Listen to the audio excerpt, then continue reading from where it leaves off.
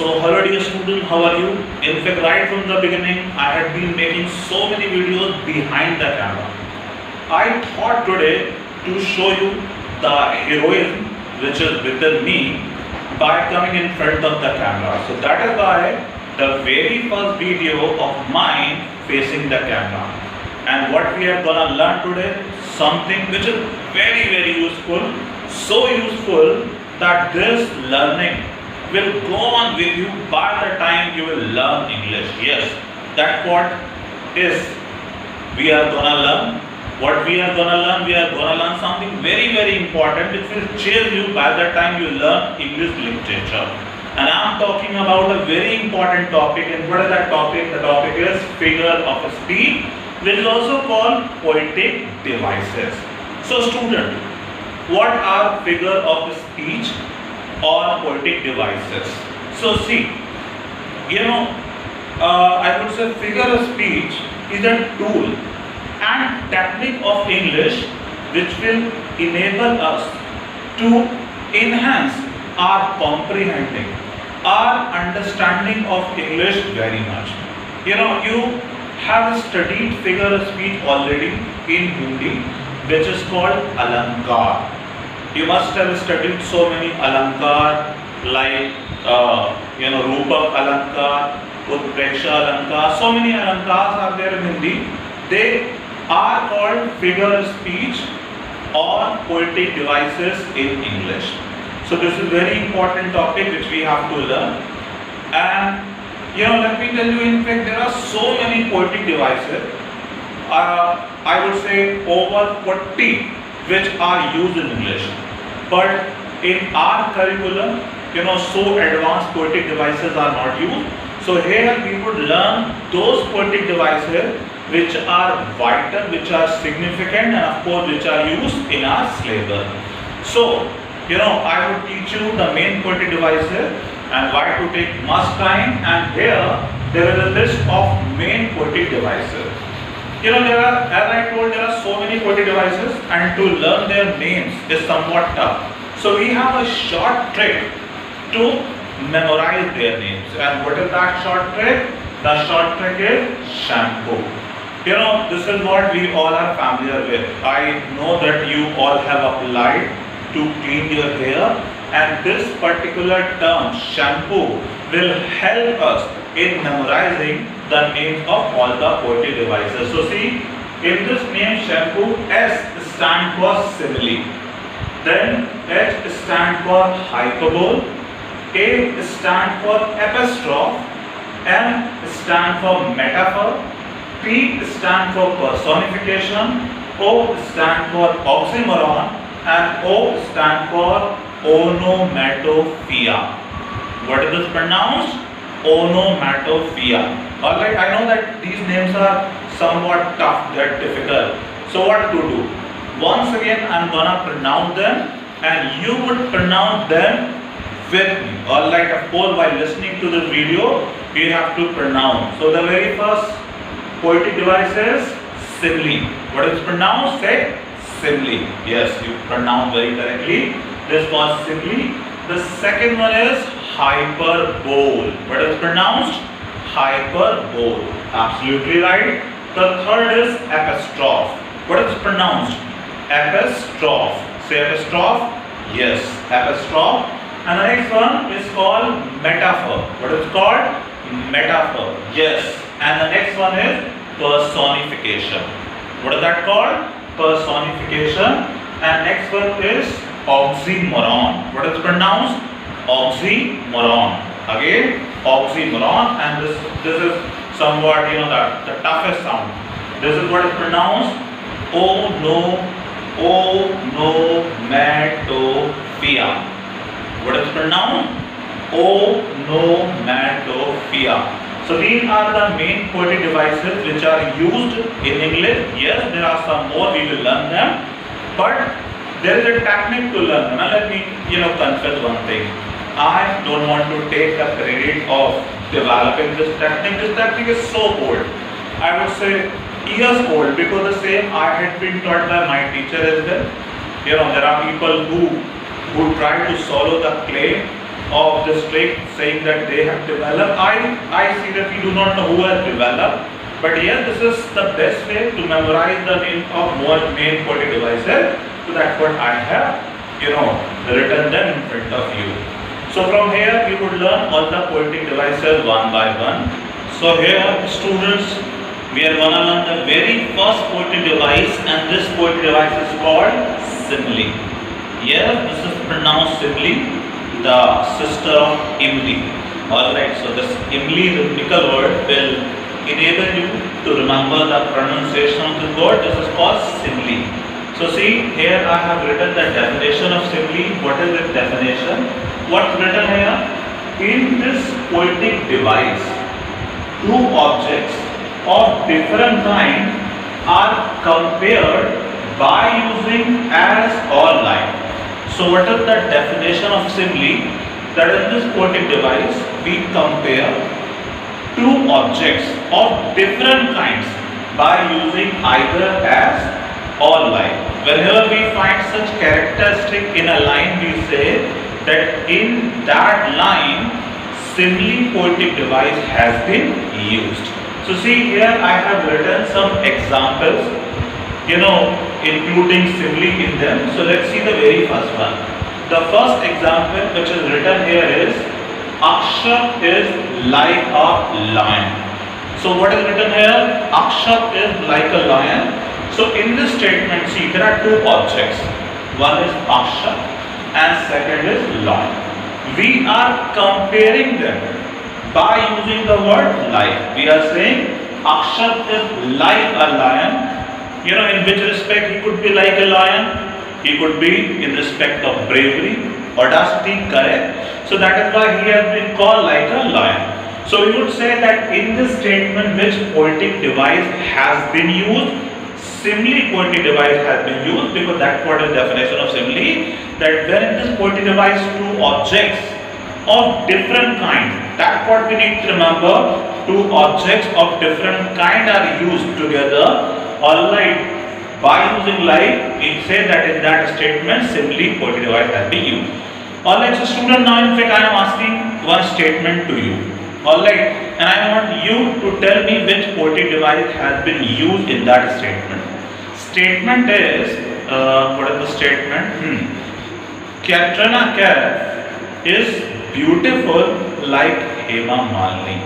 Alright, you need not to be super excited by listening the name of Katrina Kaif. The statement is Katrina Kaif is beautiful like Hema Malini. You know, one thing, you pause your mobile for a while, and after thinking for 5 to 10 seconds, give me answer of the same. Alright. So let me tell answer. I hope that you must have thought. So you must have thought that simile poetic device has been used in the same line. Line I said that was Katrina Kaif is beautiful like Hema Malini. So you said simile poetic device has been used, and let me tell you what you have thought. That is absolutely incorrect. Yes, that is absolutely incorrect, because in that statement no poetic device has been used. How? Because see what is written here. Simile is applied when objects are of different kind. So that's what you need to remember. When a woman is compared to another woman, no poetic device is there on the same features. Alright, when a boy is compared to another boy, no poetic device. This is the condition of line simile, that objects should be of different kind. See, in first statement, a boy has been compared to an animal. So that is why simile is there. Let's have another example. She is as soft as morning dew.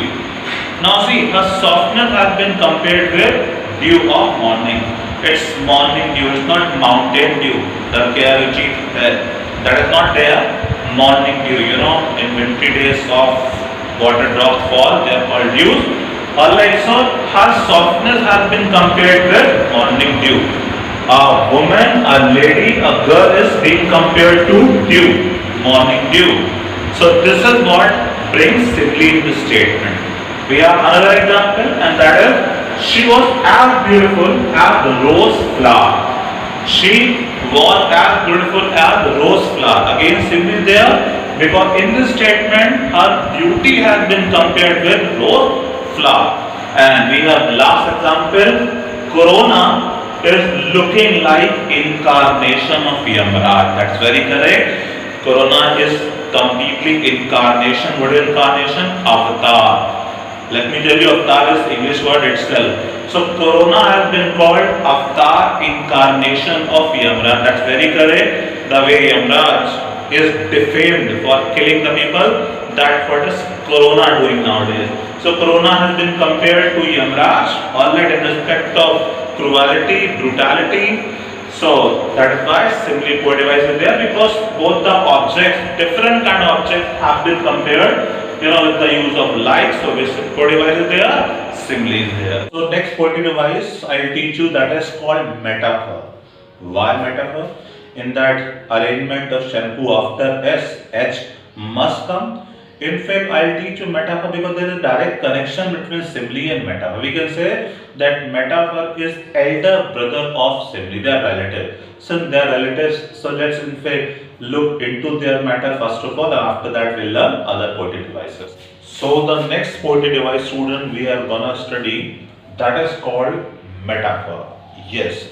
What is this pronounced, student? This is pronounced metaphor. So let's understand what we have to get in this poetic device. So see, what is the definition? First of all, let's understand its definition. What is written here? It's written here, in this poetic device, two objects of different kinds are compared without using the words as or like. So this is the definition. If you compare this definition with simply, so both in fact sound alike. There seems to be great resemblance in their definition. But let me tell you, they are not exactly same. There is a bit difference in them. So, in fact, what we had studied in simply, that when we compare two objects by using as or like, that what is called simile. But in metaphor, of course, there is a comparison in metaphor, but this comparison is without using word as or like. So how do both differ from each other? See, simile says that first object is like second object, but metaphor says what is first object, that's exactly the second object. So it means in metaphor we imagine a complete transition or a complete transformation of object number 1 into object number 2. We do not say that first thing is like second thing, rather we imagine what is first thing is exactly second thing. So that's what we do, we imagine a complete transition of first thing into second thing. So I have written some examples. Let's understand this poetic device through these examples. So example number 1 is there, Akshat is a lawyer. See, now in fact you need to go to back. What we had studied in simile, Akshat is like a lawyer. But what is written here, Akshat is a lawyer. Now he is not being called like a lawyer, he is being imagined directly, a lawyer. So this is what is metaphor. And what is the conclusion of both the statement, Akshat is like a lawyer or Akshat is a lawyer? What is the outcome of both the statement? Any guess? Let me tell you, outcome is rahe जानवर के जानवर ही. So whether you are like a lawyer or you are a lawyer, rahe जानवर के जानवर ही. This is what is called PJ, a poor joke. I pass these kind of poor joke quite often in my class. No problem. Let's go ahead. So the second example is, camel is the ship of desert. Camel is the ship of desert. So here camel has directly been called ship of desert. What does it mean? It means the role which is played by a ship in ocean, in sea. The same role is played by a camel in desert. Alright, so in this way metaphor is there because camel is directly being called ship. Let's see another example. Life is not a bed of roses. Life has directly been called, it's not a bed of roses. Direct comparison is there with a bed of roses. It means life is not so easy as it is taken by people. There are people who take life for granted. They believe that life is very easy to live, but the statement says that life is not bed of roses. It has so many problems, so many difficulties, atrocities, so we have to bear them. Next is they are the pillars of nations. So these people have been called pillars. They directly have been called pillars of nation. What does it mean? It means they are the foundation of nation. They are, holding the main responsibility of nation. But what they have been called pillars of nation. So complete transition is there.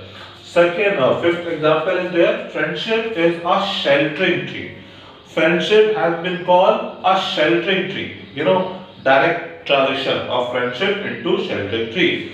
So how does metaphor apply there? The way, a tree shelters us from unwanted things. The same is done by friendship. Whenever we are in trouble, sometimes it happens, we are scolded badly, we are punished badly, our mood is upset, but there are some idiots of our life. They come and they scattered all the problem. We have been beaten badly by parents. We have been scolded by them. We go in the company of a friend and say, what's wrong with you? Why are you so upset? You say, "Arey, nothing, yeah. Father always scold." Arey, come on. Father, he has taken bath for scolding. Mine, in fact, beats all the time. So this is what they do. They in fact crack a poor joke. They do some sort of comedy, and in this way we get lightened after meeting them. So they shelter us. They protect us against unwanted things. The way a tree protects. And let me clarify. It's just a joke. It does not mean that friends always save us when parent is cold. It's just a way to make you understand. They of course help us in many ways. So students, the next poetic device we are gonna learn that what is called personification. What is now personification? Let's understand the definition. What is written here?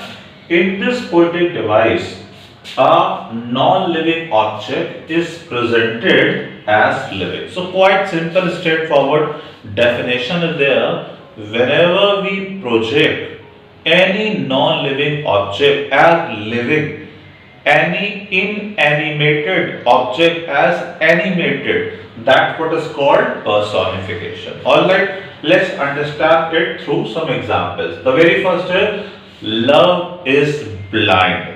What is written here? Love is blind. Let me know. Can love be blind ever? Can love have eyes ever? Of course not. So how does this make a sense? See, love is not blind. But through this example, we are told that people who fall in love, they act like blind people. How? If one has fallen in love with another, he almost forgets everything. He does not have to see his social reputation, his family relationship, the consequences he is gonna face after getting married to a chosen person. In many cases, his decisions are drastic, serious, no message there. But once he has chosen someone, he has to get married to that person either by hook or by crook. If it takes place, all okay. Otherwise, what he says, listen, darling, since we cannot be one in this world, we will be one in that world. Let's jump in front of a running train, run into a running train. So he acts like a blind, person. So does it make any sense to do something wrong? Like it seems that Yamraj or Indra is waiting in his welcome all night to shower flowers on him. So that's not there. So that is why he forgets all good. He in fact acts like a blind person. That is why it's called love is blind. But when it's spoken love is blind, we are presenting love as blind, and that's what is personification, to present non-living as living. Another example, anxiety was sitting on her face. Anxiety means worry sitting. Now whose work is to sit? Of course that is the work of living being. So here anxiety, worry has been called to be sitting. With what device is there? Personification, because it's being presented as living. Another example, experience the best teacher. Now, who can be best teacher? Of course, I am. Again, this is PJ. Alright, of course, teacher. Who are teachers? Teacher are living beings, humans. But here, experience has been called teacher. Alright, so that's what makes this personification. It has been, we say, it has been personified. When any object is presented or living, we say that object has been personified. Alright, so let's see another. Opportunity knocks the door but once. It means in every person's life, at least once an opportunity comes. But the fact is there, once that opportunity comes, you need to grab it. Alright, you don't let that go. Because if you allow that to take place, opportunity will not come back again and again. So opportunity is knocking. Whose work is to knock? Human's work. But here opportunity has been called to be knocking. And the last example is the sun peeped in my room. Sun is peering inside my room. And whose work is to peep? Humans. You peep in others' copies during exam. That's what is called peeping. So you peep, alright, and here sun has been called to be peeping. So let me tell you, all these objects of nature come under the category of non-living. Sun, river, water, moon, star, they come under the category of non-living. So that is why the statement has been personified. So thank you so much for watching this much. Next would be covered in next video. You are great and so am I.